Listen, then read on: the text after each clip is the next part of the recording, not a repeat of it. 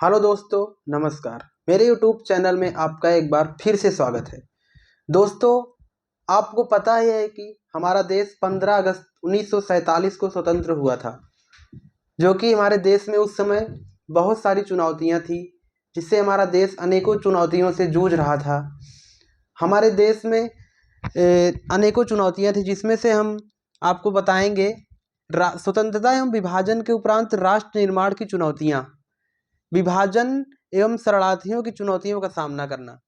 हमारा देश विभाजन का तो सामना कर ही रहा था, लेकिन जो शरणार्थी आ रहे थे हमारे देश में, जैसे पाकिस्तान के मुल्क से हिंदू आ रहे थे और हिंदुस्तान मुल्क से मुसलमान पाकिस्तान में जा रहे थे, जिससे आने जाने में अनेकों चुनौतियों का सामना करना पड़ रहा था उन लोगों को। और दूसरी चुनौती ये थी कि 563 देसी रियासतें हमारे देश में, जब अंग्रेज शासन कर रहे थे, तो उस समय 563 देसी रियासतें थी, जिनका विलय होना हमारे देश में बहुत ही जरूरी था। दोस्तों, यदि अगर उनका हमारे देश में विलय नहीं हुआ होता तो हमारा देश होते हुए भी विदेश लगता।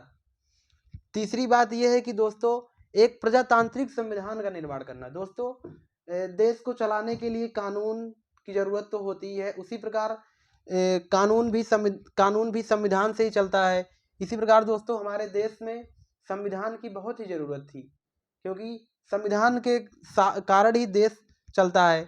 और चौथी चुनौती ये थी दोस्तों कि हमारे देश का आकार बहुत ही बड़ा है, विशाल भौगोलिक आकार एवं सांस्कृतिक विविधता।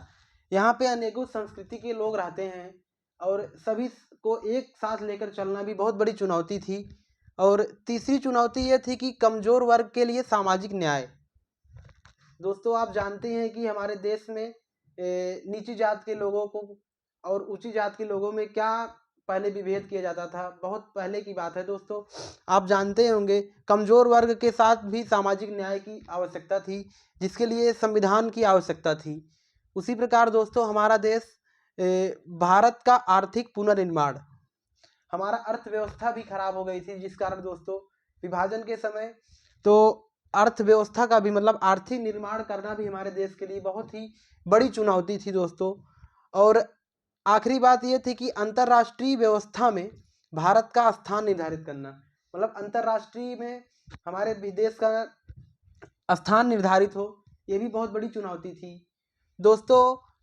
चूँकि आप जानते ही हैं कि इस सब विभाजन में हमारे देश की बहुत ही जन धन की बहुत हानि हुई और हमारा देश अनेकों चुनौतियों का सामना किया। दोस्तों, इस प्रकार के वीडियो को देखने के लिए हमारे चैनल को आप लाइक कीजिए, सब्सक्राइब कीजिए और कमेंट कीजिए। यदि कोई त्रुटि रह गई हो तो प्लीज़ कमेंट कीजिए। दोस्तों, एक हम आपके सामने पंक्ति पेश करते हैं।